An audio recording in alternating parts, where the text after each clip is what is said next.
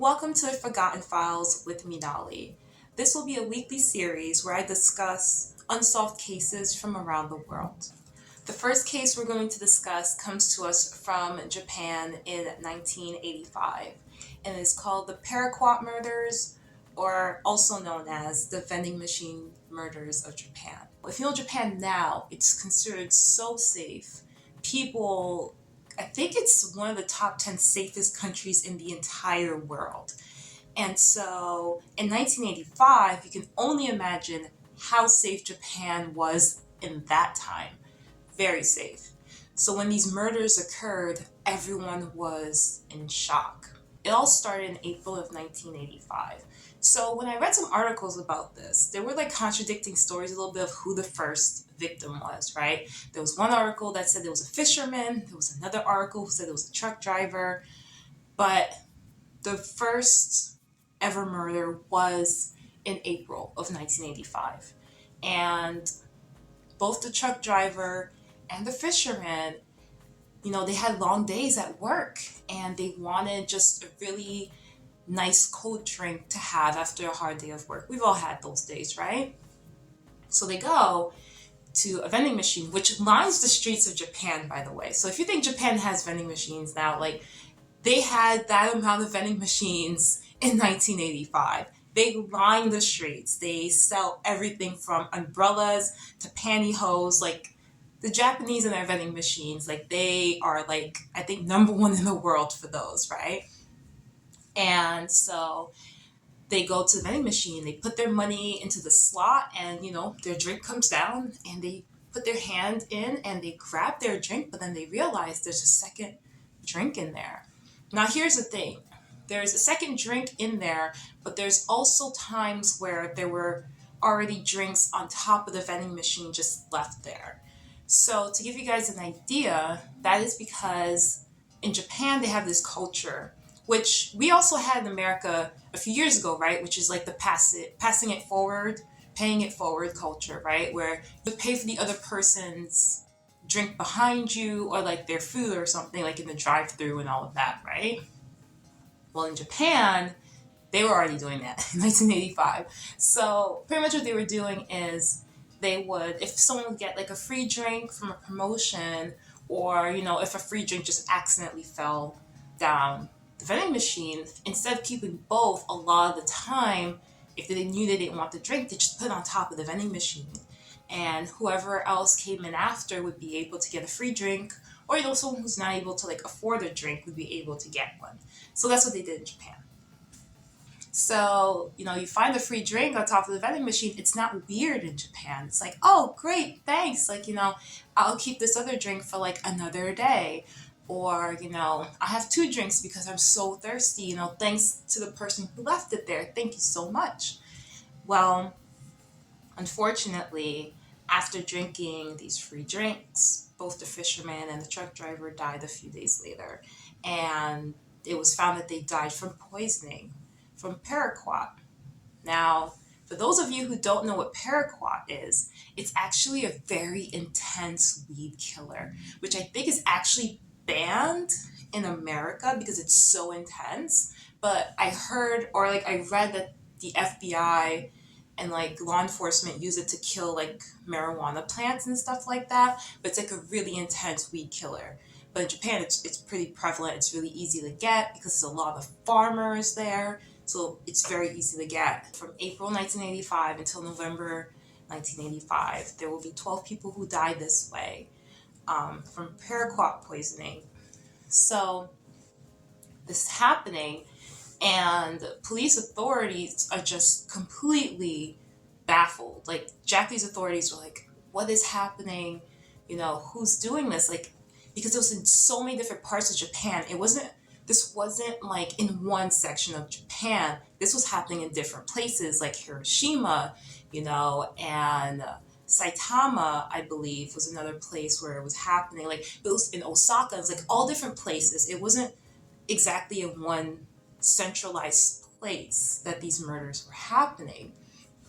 And the thing is also they were happening in alleys and in places where it wasn't like a lot of traffic. So it's not like someone could witness someone kind of tampering or putting the drink on top of the vending machine.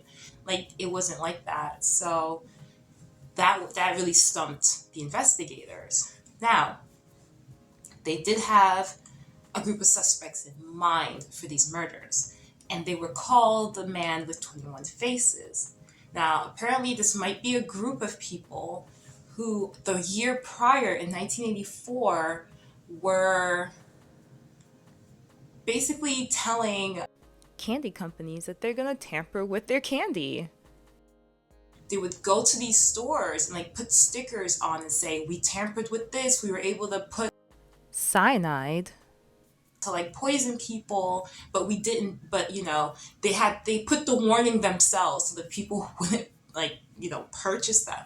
So, but they had no idea who they were. The Man with 21 Faces. They had no idea. So Japanese authority was like, well, it has to be them, right? Because who else would do this? They told us they were going to do this a year ago, and they kind of did, but now maybe they actually followed through on killing people. To the point where in August of 1985, Man with 21 Faces came out and said, this is not us. We are not taking credit for this. It is not us. We are not the ones doing this, okay? Stop blaming us. These are completely different people doing this. Let's talk about the drink that was tampered with and was poisoning people. It's called Orinamin C. Now, this drink is geared more towards men. It was more of a men's health fitness kind of drink. And so more middle-aged men were the ones that would usually drink this drink. So a lot of the time, women might get it and be like, no, I'm okay, and leave it on top of the vending machine. And so most of the victims, 11 of the 12 victims, were actually men. People are thinking, is this targeted towards men? Like, are men who they were trying to hurt? Because the last victim of these Paraquat murders was actually a girl. I think she was 17 years old, and she drank one and she died. And there were no other poisonings after that, right? But people aren't sure if that was a coincidence, if because a woman died, they stopped poisoning these bottles. So let's talk about some of these companies, these vending machine companies, these drink companies. There's a lot of the companies, especially the company that did Orinamin, was like, we're changing our bottles so that you can really tell if someone tampers with it. They were really on the forefront of being like, hey, we want to do the best that we can to make sure that people are not being hurt by this. But some companies were actually blaming the victims. They were actually blaming people for drinking these drinks. They're like, oh, well, if you had looked closer, you can tell that it was tampered with because, the seal was broken. And if these people had paid more attention, then maybe they wouldn't have died. And I was like, really? You're going to sit there and blame the victims? How about you just say, this is a really sad situation, and we're going to do our part to help consumers even more by changing our bottles, like Orinamin C did. No, some of these companies were like, no, we're not doing that. It seems like a consumer problem, not our bottle problem. Like, it didn't make any sense. And so that really, when I read that, I was so shocked. I was like, wow. And then they were even saying, right, that one of the things they might do is change the vending machine system, because I remember I said that some of the bottles were on top of the vending machines, right? There were some bottles that were already in the vending machine slot, right? So like you put your money in, the drink falls down, you go into the slot to grab it, but then there'd already be a second drink already in there. And you're like, oh, I just got a free promotional drink. Like that's what you would think. But that's not what happened. The drink was already in there. It was already tampered with, and it was already placed in there. So there was speculation like, hey, maybe we should change the vending machine system. Like, let's make it so that your money will not be accepted if there's already a drink in the slot. Now, this one, though it sounds really good, right? Like even I'm like, oh, that's actually a really good idea. A lot of vending machine companies are like, we don't want to do that because it's going to cost too much money to change over 1 million vending machines across Japan. So, I mean, yeah, I guess from a business standpoint, yeah, it's a lot of money, but for a safety standpoint, it's a really great idea.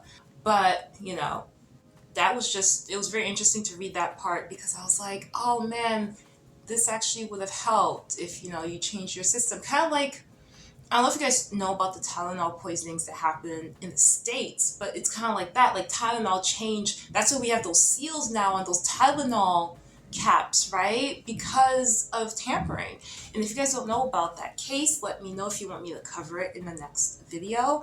But yeah, like that's how that came about. So yeah, I thought that was so weird. People lost their lives for this, but a lot of people are also saying that there might have been just copycat killers because one, paraquat is so easily accessible in Japan and they don't ID you or anything when you go in to like buy it, right? And apparently in 1984, there have been over 1,000 deaths by paraquat, like suicides, right? So people aren't really sure if one has to do the other. Like they're not positive about that. But to this day, they don't know who was doing it. But on top of it, the statute of limitations for these murders actually ran out. Um, and so even if someone finally came out and said, yeah, I'm the one, or I was part of the group who did this, they wouldn't even be able to be prosecuted. So that's really sad because the families of these 12 victims will never get justice because it was really just a senseless act, just killing random people just for fun, basically. That's what it feels like, right? It feels like it was just for fun. Like there was no reason behind it because none of these 12 people were connected in any way. They were all different ages from different cities in Japan. Like none of them had anything to do with each other. So it feels like it was just a really random thing that someone did just because they could. But yeah, that's the story of the vending machine murders of Japan. Guys, let me know if there are any unsolved cases that you want me to cover from any part of the world in the comment section. I appreciate you guys watching or listening, and please stay safe out there, and I'll see you guys in the next one.